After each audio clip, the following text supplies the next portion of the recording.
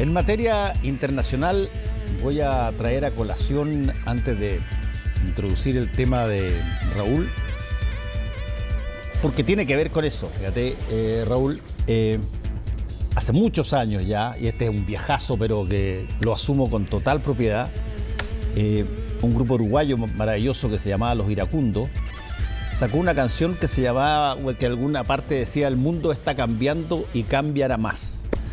Y eso era una manera de demostrar todos los grandes progresos que habían en montones de cosas, las cosas materiales, las situaciones que tenían que ver con la civilidad, con la ciudadanía, con las nuevas formas de proceder. Había toda una idea de que el mundo cambiaba.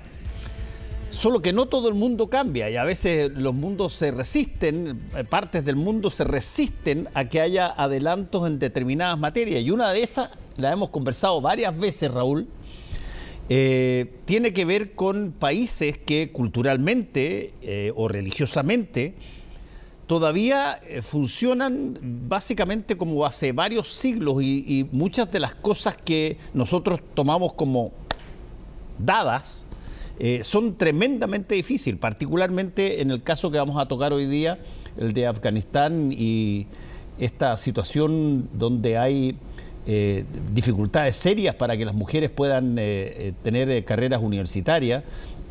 Está empezando a mostrar ya algún grado de resistencia, tal cual como lo vimos incluso en el Mundial. Hubo una serie de movilizaciones bastante fuertes para demostrar que Irán, en el caso de Irán, había quejas que habían de la ciudadanía. Pero cuando tú crees que todo el mundo va a terminar básicamente en un estado lleno de conexiones y computacionalmente más apto y todo, de pronto te encuentras con que buena parte del planeta todavía funciona básicamente en los albores del siglo XX.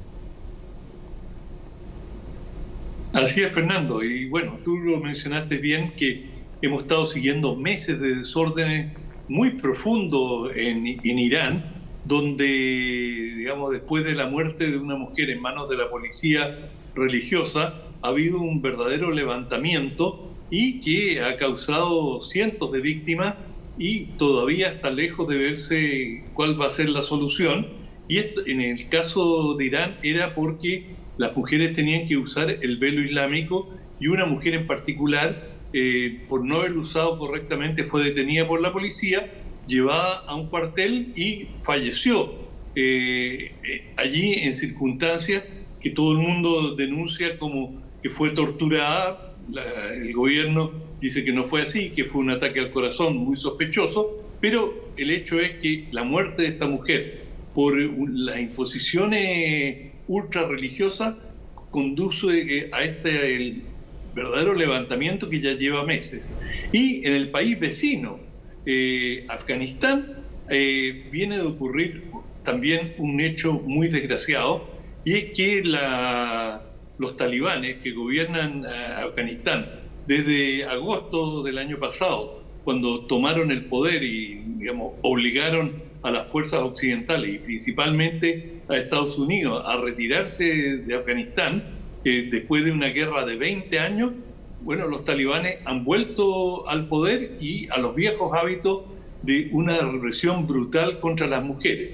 No solo obligándolas a cumplir con todos los requisitos de vestimenta, sino que han ido marginando a la mujer de los cargos públicos, la están expulsando de la administración pública, y quizás lo más grave, lo anterior ya es muy grave, es que han ido cerrando las escuelas para niñas.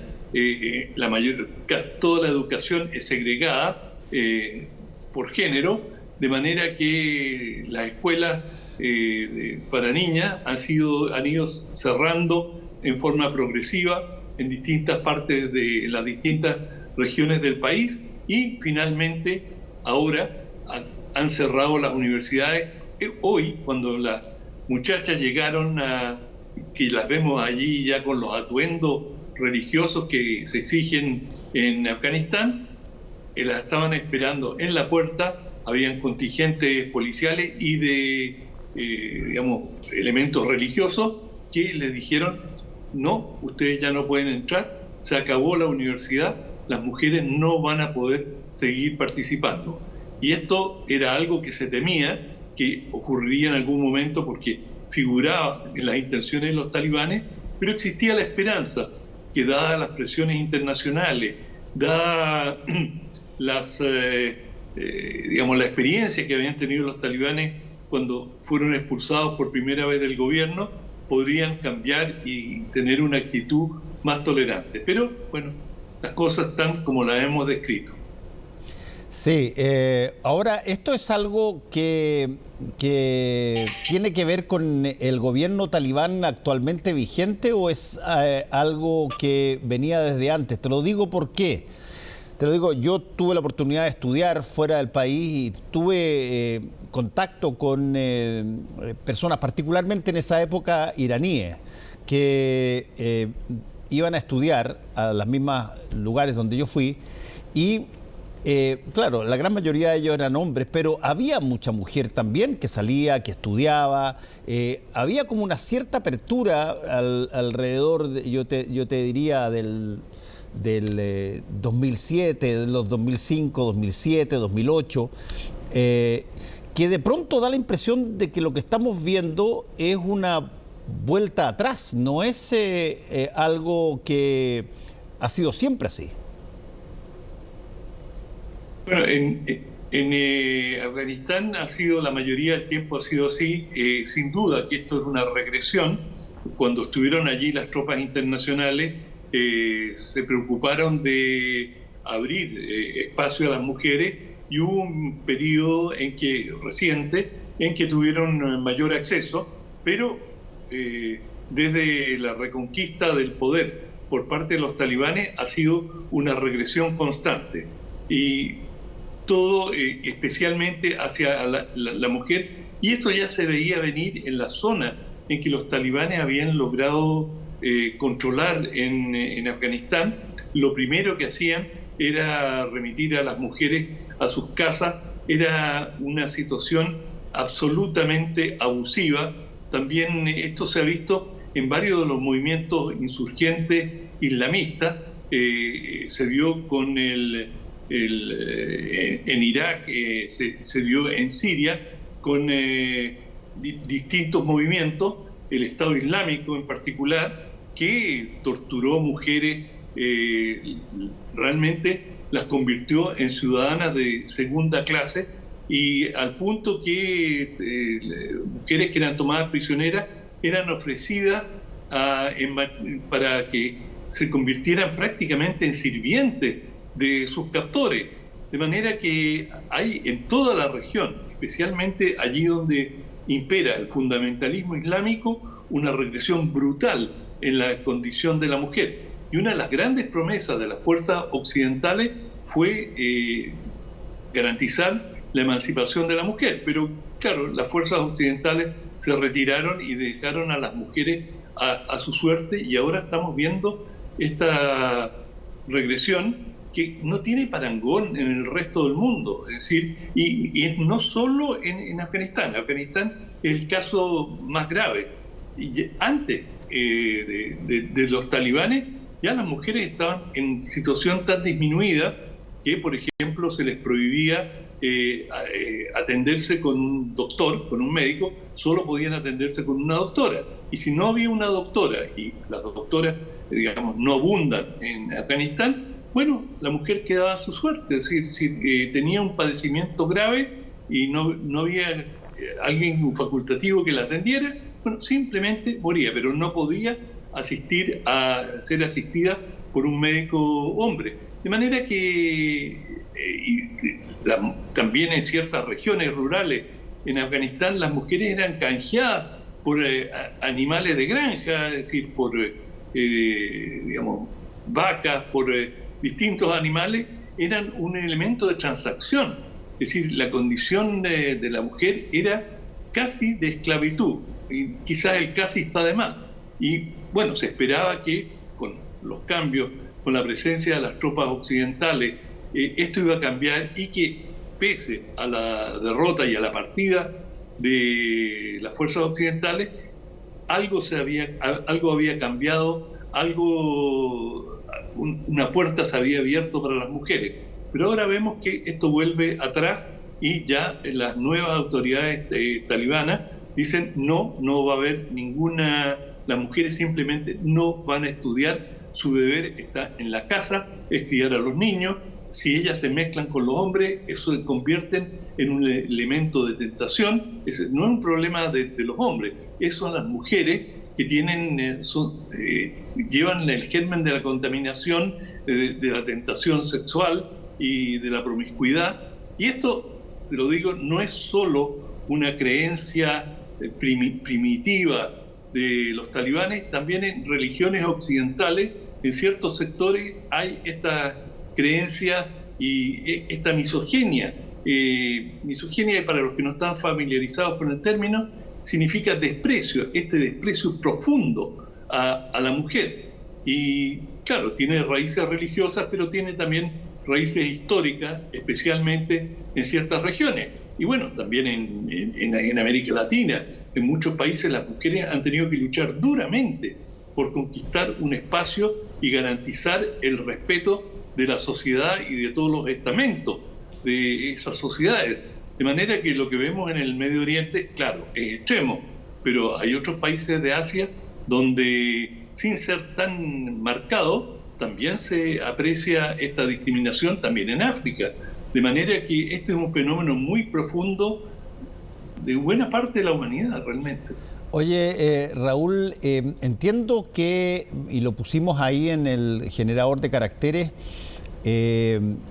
ya hubo una queja pública de Naciones Unidas por esto. ¿De qué forma se materializan esas críticas contra una medida de esta naturaleza?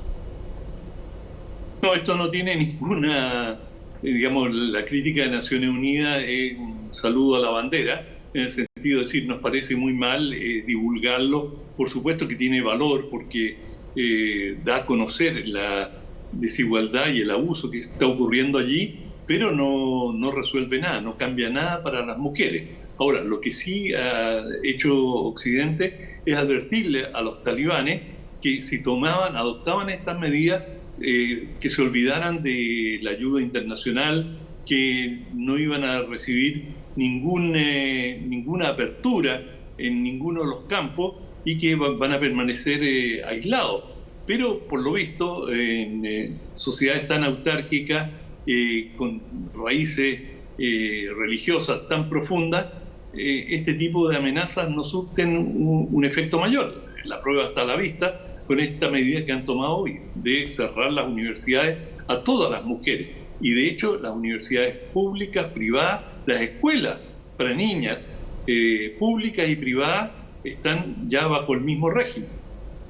Sí, yo te preguntaba lo de Naciones Unidas porque de alguna manera este tipo de situaciones tienen, y te quiero preguntar sobre eso precisamente, ¿tienen o no tienen un eco y una reverberancia en lo que digan los distintos países? Porque tú mencionaste, bueno, hay países que eventualmente pueden decir no les vamos a dar más dinero para esto o para otro, qué sé yo, ok, y eso forma parte de las represalias que pueden haber sobre distintos momentos, pero existe un fenómeno que en ese tipo de latitudes sea lo suficientemente potente como para sensibilizar y te lo digo una vez más, porque el flujo de la aplicación rígida, ortodoxa, de todas las religiones, pero de esta en particular, rígida y ortodoxa, ha tenido periodos muy duros y después ha tenido periodos donde se ha hecho bastante laxo y las mujeres empezaron a usar faldas más cortas y empezaron a ir a universidades y salían del país. Hasta hace poco tiempo en Irán y creo que Afganistán también le dieron permiso a las mujeres para poder ir a los estadios a ver los partidos de fútbol. Bueno, pero ese movimiento que de repente se ve como, ok, estamos en una situación de cambio, de evolución, ¿cómo se entiende con esto que pasa? Bueno, en primer lugar, Afganistán es una teocracia, está gobernada por autoridades religiosas y cuando tú tienes decretos que dicen que ciertos comportamientos son contrarios a la voluntad de Dios, bueno, simplemente no hay mucho que debatir. Está claro que, digamos, si no usas los atuendos que te exigen, se le exigen a las mujeres y se las presenta como una expresión del demonio, porque constituyen una tentación para los hombres, es muy difícil discutir sobre esos temas. Es decir, son temas que no están abiertos al debate en una sociedad que es muy permeable a ese tipo de argumentos.